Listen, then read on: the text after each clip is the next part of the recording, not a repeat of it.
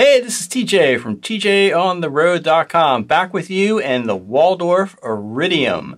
Today we're going to do the part 2 of the oscillator section. In part 1 we talked about the wavetable, the waveform, and the particle engines. In this episode we're going to talk about the resonator and kernel engines. If you like these videos that I'm doing here, please do share and subscribe to this channel. Check out tjontheroad.com for more. And thank you so much for your support. So let's get started.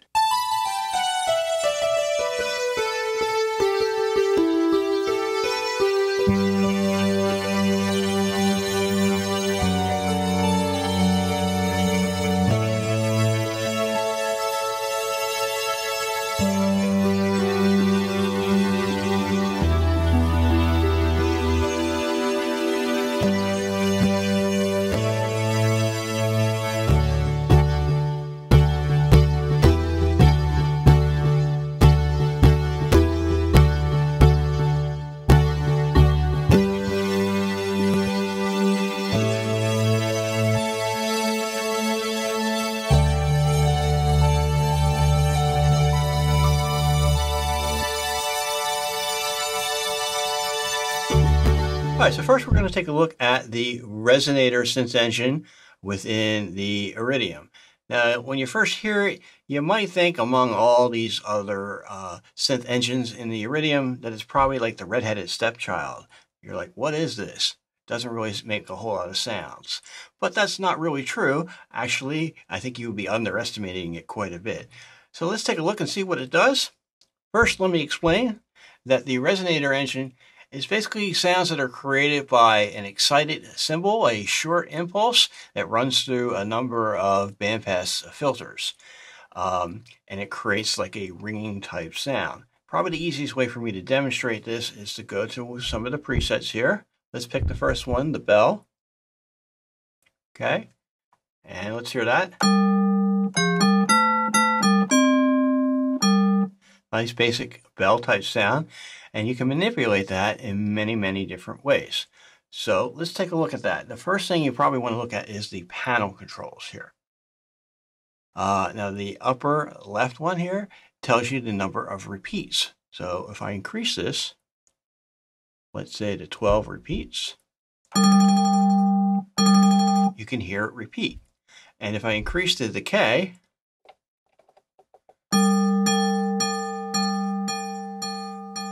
that increases the time over the repeat. So that's pretty interesting for, percussive type sounds. And then I can change the acceleration of that. Let's get that to an extreme. So you can hear that speed up, or I can slow it down.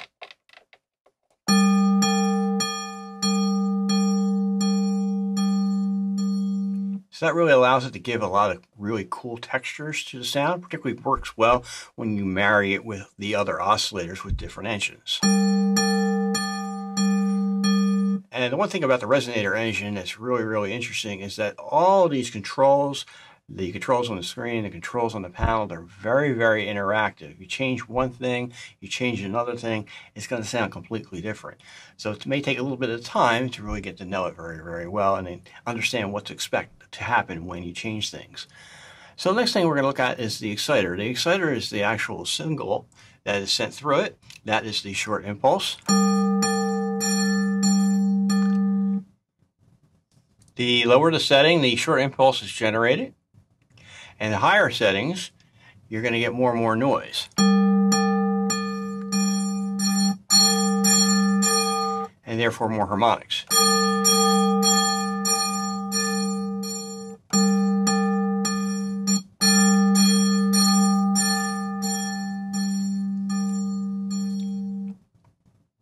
And then we can look at the actual timbre settings. That's in here.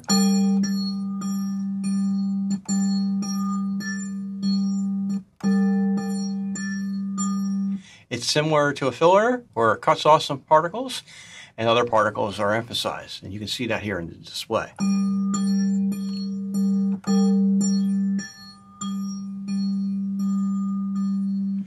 Next, we can change the actual spread. You'll see these particular resonator particles are very spread out, we can actually bring them closer to the point to where they fold over.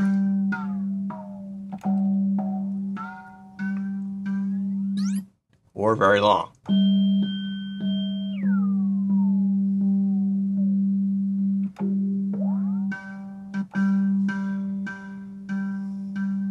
And then we can change the Q. So basically that's the filter Q. And we can either shorten it or lengthen it. When you shorten it, you get a more plucky type sound.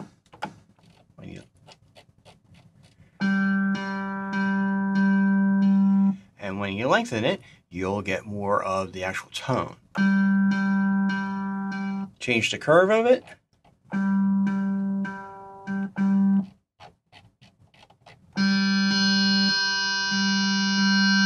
So the curve is more widespread as opposed to being narrow. And you'll be able to get more of the harmonics that are within the sound.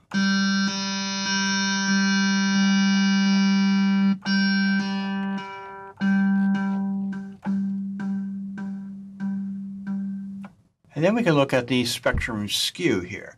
The spectrum skew determines the actual amplitude of the sound relative to themselves. So you can see that here.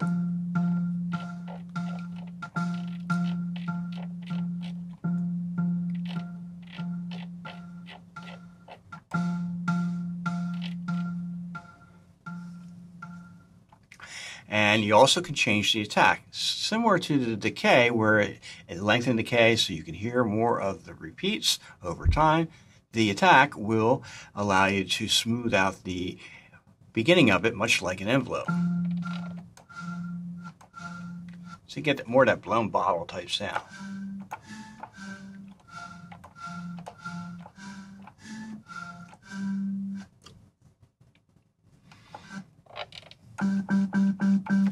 All right, let's bring that back. The other very important controls are here along the bottom, particularly the timbre mode. Now we're in what's called peak mode. There's sine mode, saw square mode, sine saw, and modulo mode. The peak mode is where the particles, they fade out exponentially. And the sound of this is like a sawtooth wave. At the highest settings, it'll maximize the, or emphasize, I should say, the second particle when you actually change the timbre setting.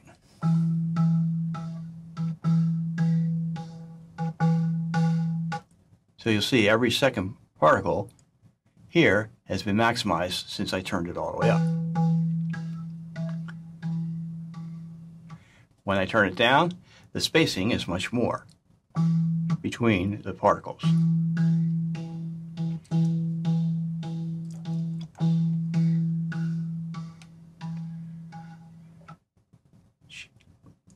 Change this to the sine mod, and we'll hear the difference there.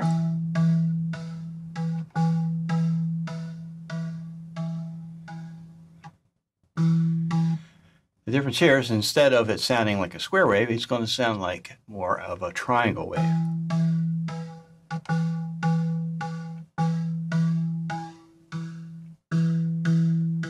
Might be easier here if I decrease the Q.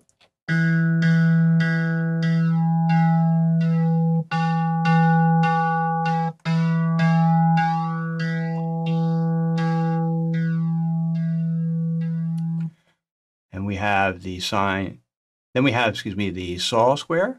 And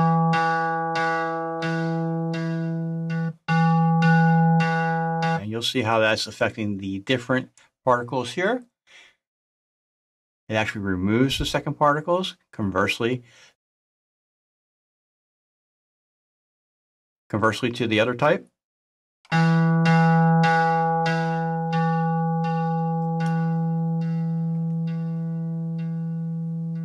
When I change the timbre, sine saw,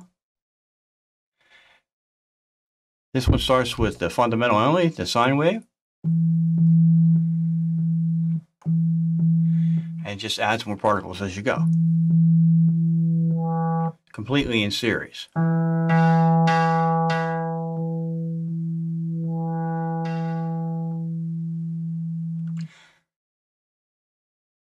And lastly, we have the modulo.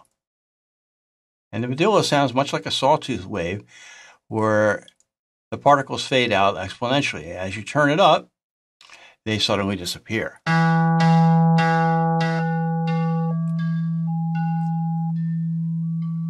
Creating a less and less complex sound.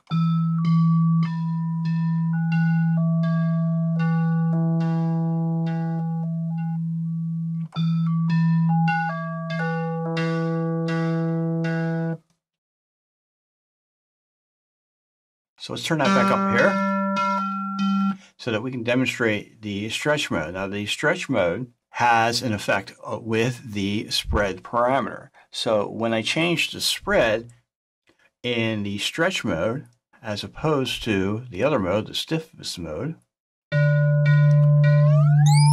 it stretches it very widely.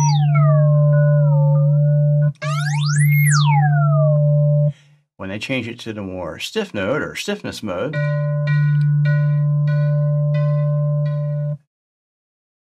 the effect is less dramatic.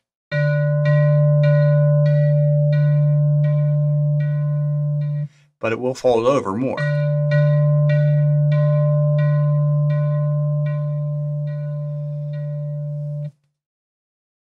Here you can put a high cut on there. And you can change the stereo spread. And this is an important parameter where FO is actually the fundamental. So if I increase that, it'll allow you to hear more of the fundamental note.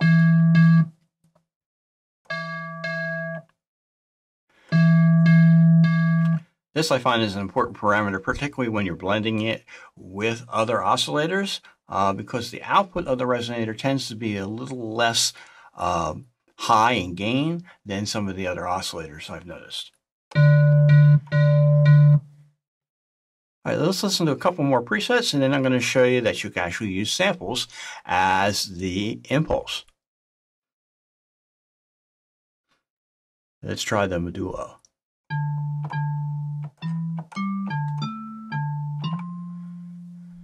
Or the dark pulse.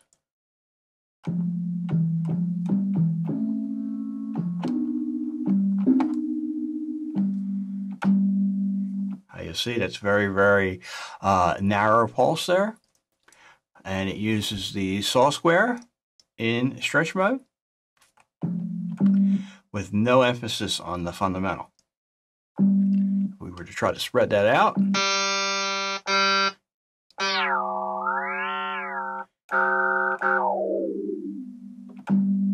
huge difference in sound. Increase the decay, let's see what happens.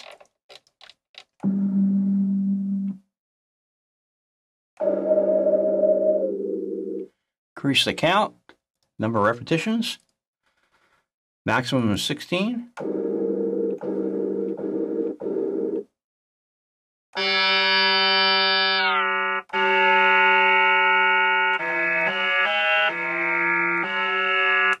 All right, you get some weird sounds going on here. Let's try another preset. Let's try the bottle.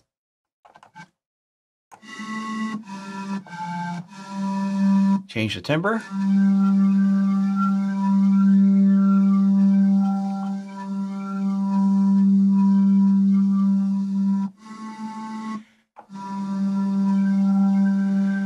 And the great thing is you can actually map the timbre to an LFO. Say, for example, I'll go to the mod matrix here. And I had the first slot here. So I want to make the source LFO 1. And I want to take the destination. And I want to make that RS1 timbre, or resonator oscillator 1 timbre. And we'll turn it up.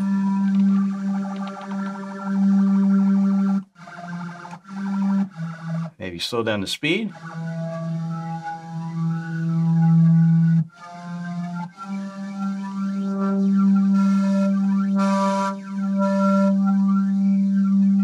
So it lets you get some really interesting sounds with that. Here, I'll clear that out. Go back to oscillator 1. Next thing that you can do is you can use samples for the impulse instead of just noise. So you can load a sample in here, add a sample. I don't know, pick a symbol. Maybe that'll make something cool. And then we have a cymbal sample. And we go back to the resonator.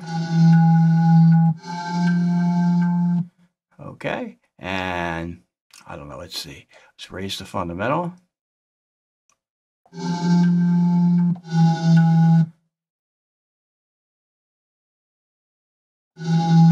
Lower the repeats, lower the attack. It's making that blown bottle type sound. Lower the decay.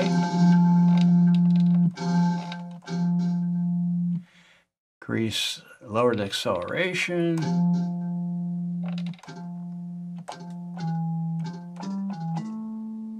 Gives you an idea of all the different things that you can do.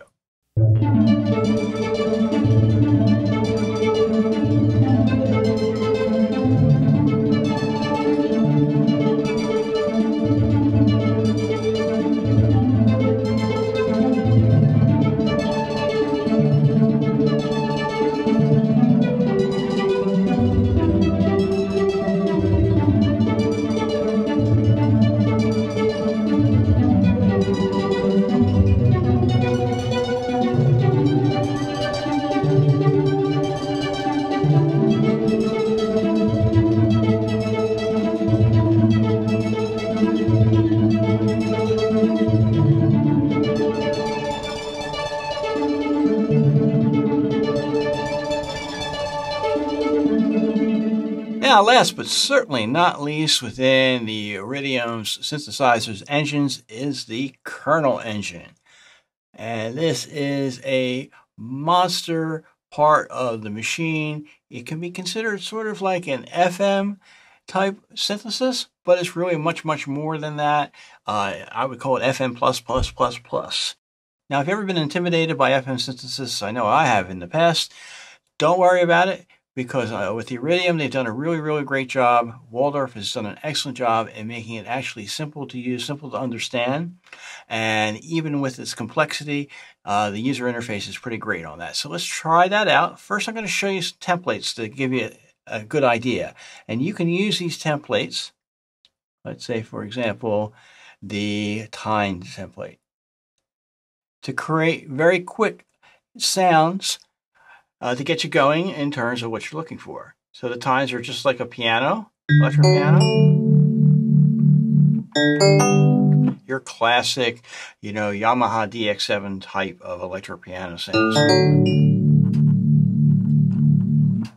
And what you're seeing here, these dials represent the dials that are on the panel, and they are considered to be macro knobs for different controls. So if I wanted to change the timbre,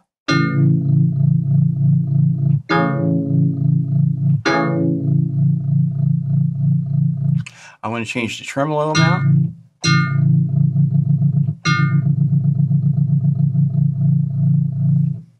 I want to change the ratio of feedback.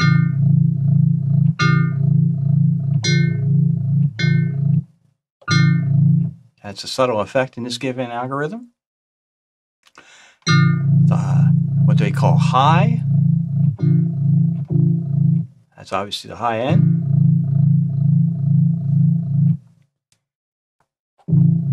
And decay.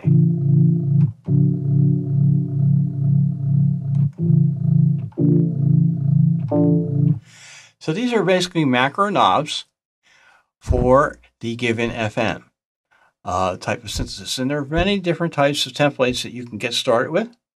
Say, for example, you can go with the tremolo waves. That's one's really nice that I like.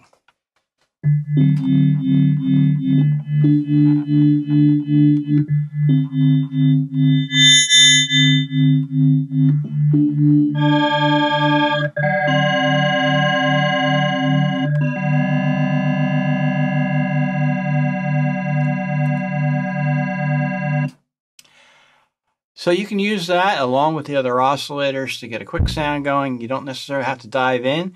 They've done a great job with setting something up like that for somebody who wants to keep just a high level sound design. However, if you hit this edit button, go ahead and do it. Hit edit.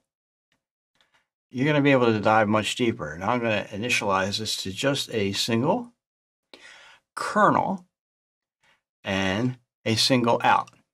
Now, a kernel in Waldorf speak is somewhere similar to what they used to call in the DX7 an operator, except kernels within the Iridium have a lot more going for them than the simple sine wave operators in the DX7. You have different algorithms, so let's dial up a given algorithm. Let's say hit the next preset.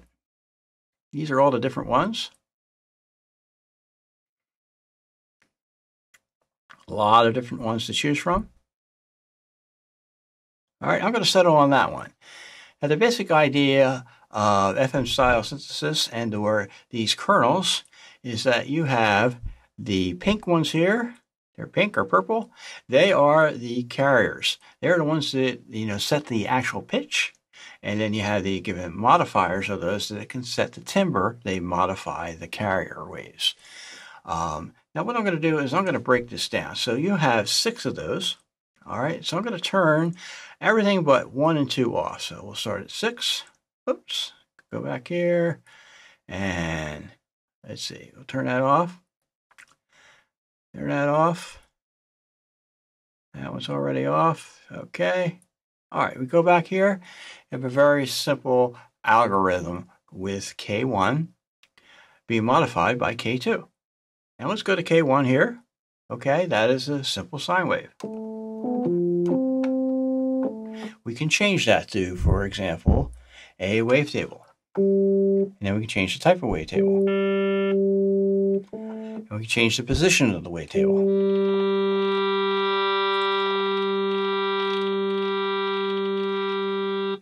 And later on, we can assign the positions of the given wavetables to an LFO or an envelope. I'll show you that later.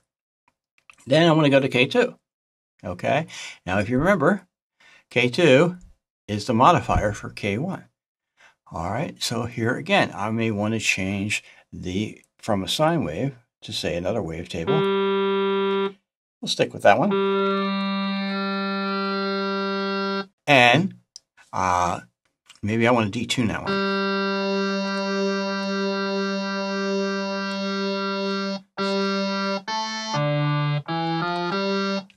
So now that's not changing the basic pitch of the given K1 sound, but it is changing the timbre of it.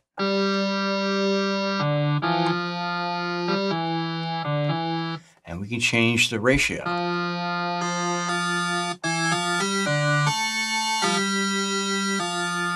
Going back to K1.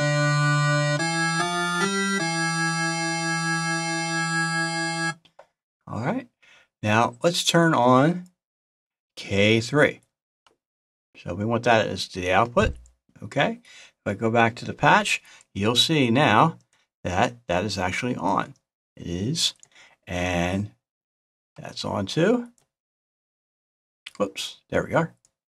There, now they're all on, K3 and K4, okay? Now I'm gonna take K3, I'm gonna solo that, so that's the only one I'm gonna hear, with the K4 modifying it.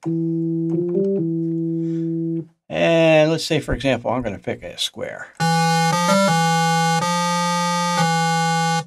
And for K4, I'm going to pick something a little bit different, maybe some noise, some pink noise. Okay, now that may not seem very pleasant right away, but the great thing about these kernels, and each individual one has its own envelope. And it has a 6-stage envelope. You have your release, sustain, decay, 2, decay 1, decay, and attack. So if I was taking the, let's see, the sustain all the way down, and reducing that, I want to reduce this, all right? Now I just have a very quick amount of noise in the beginning that is affecting the tone of K3. And when I turn the solo off, now I'm getting all 4 of these oscillators to the output, or kernels, as they call them here with the Iridium. Let's turn on number 5. Okay, that's on. We want to put that to the output. And we want to turn on number 6, but not send it to the output. So now you have all 6 operators there. If, for example, I was to send that to the output, it would change the algorithm.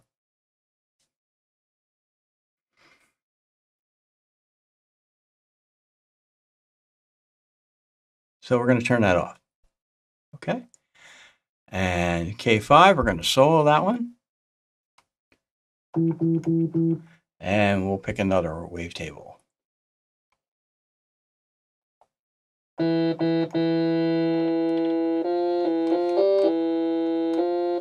And maybe we'll pick a longer envelope for this one.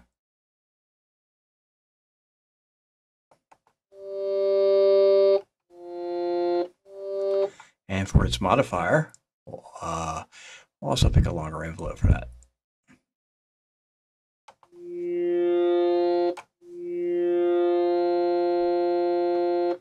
All right, so if I take the solo off on that, I'm going to get all of these given kernels in one sound.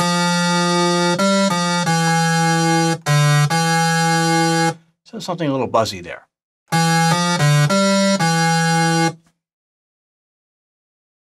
Okay, so those are the envelopes. All right. Here you can select the given feedback. So now if K1 is feeding back on its own, K3,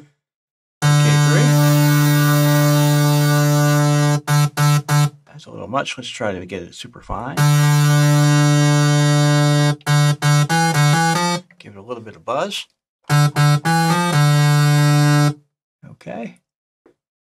And then you can actually modify to these different sources and select the modification type. So say, for example, this is phase modulation.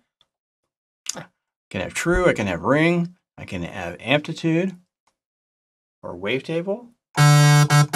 Let's turn that one up. We can modulate it from the different sources, say from source 3 or any one of these sources. Turn the feedback up.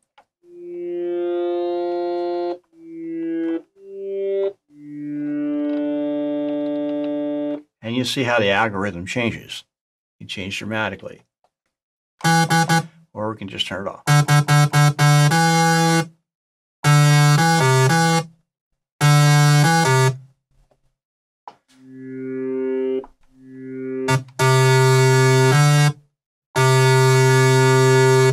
So this invites a lot of experimentation. I think that's really, really great. You can also set the levels. You can scale it across the keyboard. Okay, where you want to split it. Say, for example, you can reduce it on the lower end. You want it to do that? All kinds of different things. Okay, now that you have this set up for all of this given algorithm, okay, what you can do is now set up some controls. Now, if you remember, we'll go back to here, okay, we have set up the position for wavetables of 1, wavetable of 2. That's not using a wavetable.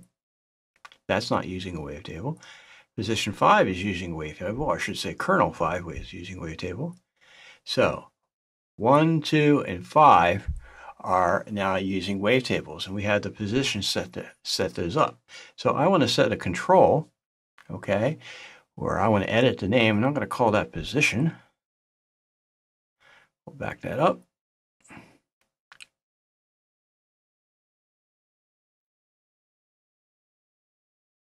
And you notice I use my pinky a lot, especially when I should spell it correctly. There we go. You notice I use my pinky a lot because these areas of which you need to hit are relatively small. I find it much easier to use my pinky on that. All right, return that. Okay. Now, we have the top left control here. We could select any one we want, but we're going to go with the top left. Okay, as the name of position. Okay, this is slot number 1 or slot number 2. We're going to go back to slot number 1. Okay, and our destination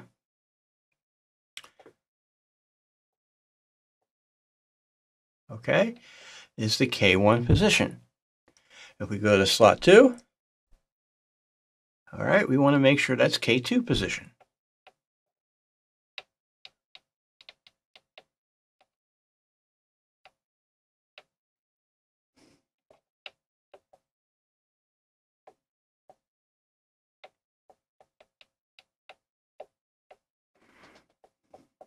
There we go. And for slot 3, remember we had kernel number 5, so we're going to look for kernel number 5's wavetable position.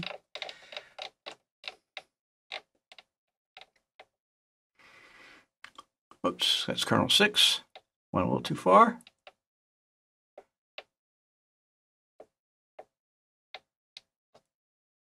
Wavetable position. And now I'm going to set the macro amount. All right, go back to 2. Go back to 1. Just turn that up. Okay.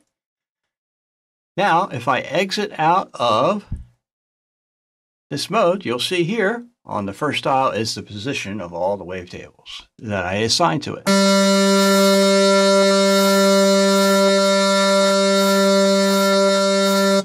And you'll see here, I can actually set a mod for it. So if I wanted to, oops, here we are. Use your thumb on that one. If I wanted to use an LFO to affect that, just come over here. All right.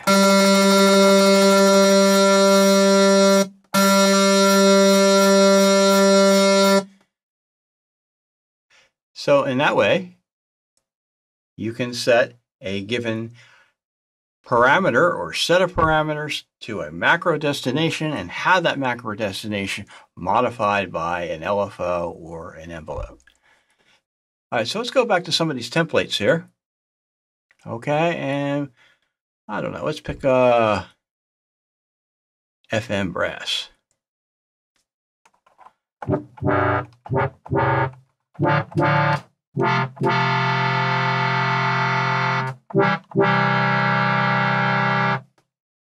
And if we hit edit, we can see how all this is set up with it's just a simple algorithm, a simple set of controls for each slot,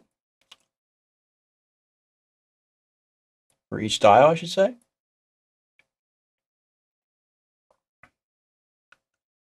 Come over here. Oops, simple wavetable, simple sine wave, simple set of envelopes. So that's basically the idea of the Kernel Engine. You can do a lot of things with this. You can go nuts with this all day long. I spend a lot of time on this. And then put them into 3 different oscillators or blend them with other oscillators. This is totally fun. One of my favorite things, and it's totally easy to use. Probably the best implementation I've ever seen with FM type style synthesis.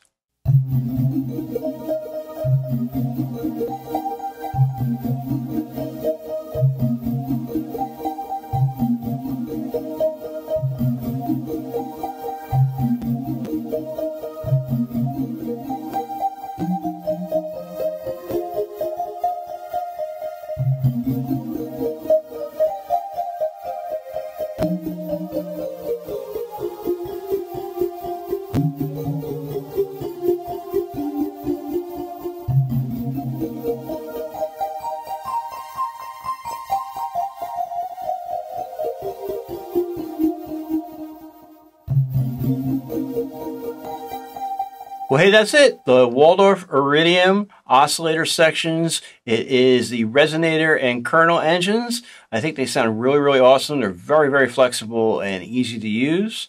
So I want to thank you so much for watching this video and checking it out. Again, please do share it and subscribe to this channel. There's going to be more to come. Part 3 of this series, we're going to be talking about the filter section. Again, thanks so much for your support. See you, bye.